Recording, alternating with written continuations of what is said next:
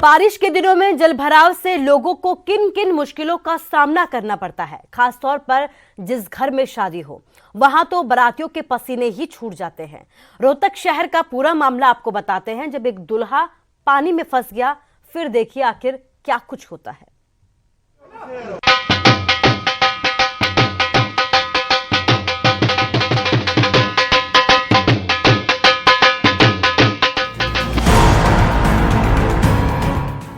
ये तस्वीरें खोखले सिस्टम की गवाही दे रही हैं।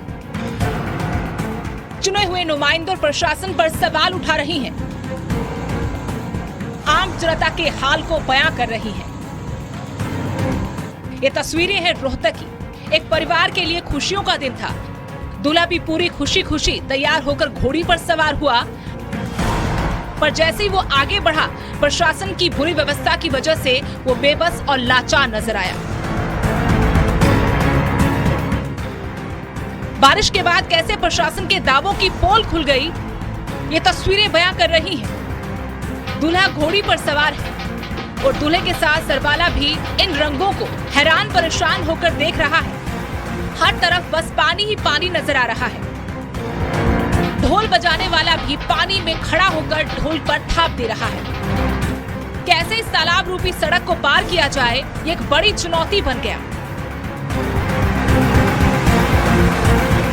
मजबूरी है भैया, छोटे भाई की शादी है, चाचा का बेटा है, उसकी शादी है। अब देख लो, व्यवस्था आपके सामने है। रोहतक शहर का हाल, मेन बालिका बाजार चौक के ऊपर। अगर बात प्रशासन की जाए तो कुछ दिन पहले ही डीसी साहब ने अधिकारियों को निर्देश दिए थे कि पानी की निकासी तुरंत होनी चाहिए। शहर में कहीं भी पानी का जमाव नहीं होना चाहिए। इन आदेशों का असर कितना हुआ, अधिकारियों के कानों पर जूं तक रेंगी या नहीं, तस्वीरें खुद बयां कर रही हैं। पर डीसी साहब अभी भी बड़े बड़े दावे कर रहे हैं और ये दावे हकीकत से दूर नजर आ रहे हैं। जल भराव एक समस्या रहा, परंतु आपने देखा होगा शहरी तबके में, शहरी हल्के में 1-1.5 घंटे में पानी अक्सर हमारा उतर जाता है। पीछे हमने छोटाराम चौक से और ये रेलवे लाइन के नीचे झज्जर रोड की तरफ ड्रेन के अंदर वो 12-13 करोड़ की बड़ी महत्वाकांक्षी योजना थी, वो चलाई है। इसके अलावा जो ग्रामीण अंचल में खेतों में पानी भर गया था, वो फर्स्ट स्पेल का सारा पानी निकाल दिया गया था। हालांकि डिप्टी कमिश्नर अधिकारियों को एक बार फिर से चेतावनी दे रहे हैं और कहा कि अगर लापरवाही सामने आई तो सख्त कार्रवाई की जाएगी। अधिकारियों की अगर लापरवाही हुई, जैसा मैंने कहा था, उनके खिलाफ कार्रवाई करेंगे और सरकार को लिखेंगे। प्रशासन भले जो दावे करे, लेकिन हकीकत उसके बिल्कुल उलट है और जनता एक सवाल पूछ रही है कि समस्या का हल कब होगा, इस नर्क से कब निजात मिलेगी। रोहतक से धीरेन्द्र चौधरी, न्यूज़ 18। और अब बात करते हैं सिरसा की, जहां फूड पॉइजनिंग से 2.5 साल के एक मासूम की मौत हो गई, जबकि 2 महिलाएं सहित 5 लोग बीमार पड़ गए। इन सभी का अस्पताल में इलाज लगातार जारी है।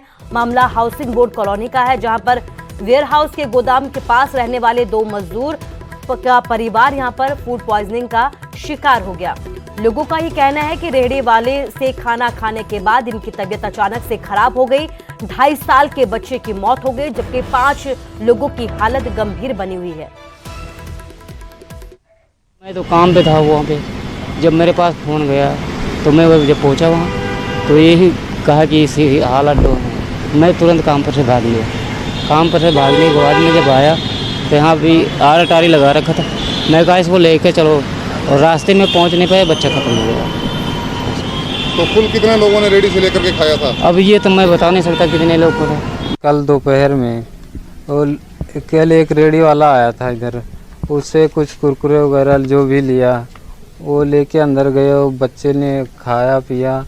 उसके बाद में 10-15 मिनट बाद मेरे को खबर मिली कि फ़ोन आया, वहाँ मैं काम पे था, वहाँ पे खबर गई कि बच्चे बीमार हैं। इतने तबीयत बिगड़ गई। हाँ, इतने में तबीयत मेरी बिगड़ गई उसकी, बच्चों की।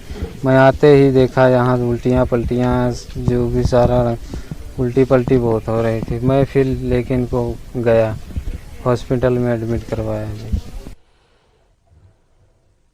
और अब बात करते हैं दिल्ली मुंबई एक्सप्रेस वे की और बताते हैं आपको इस एक्सप्रेस वे की खासियत कि कैसे दिल्ली मुंबई के बीच का सफर अब आसान होगा और कैसे हरियाणा समेत 5 राज्यों को इसका बड़ा फायदा मिलेगा।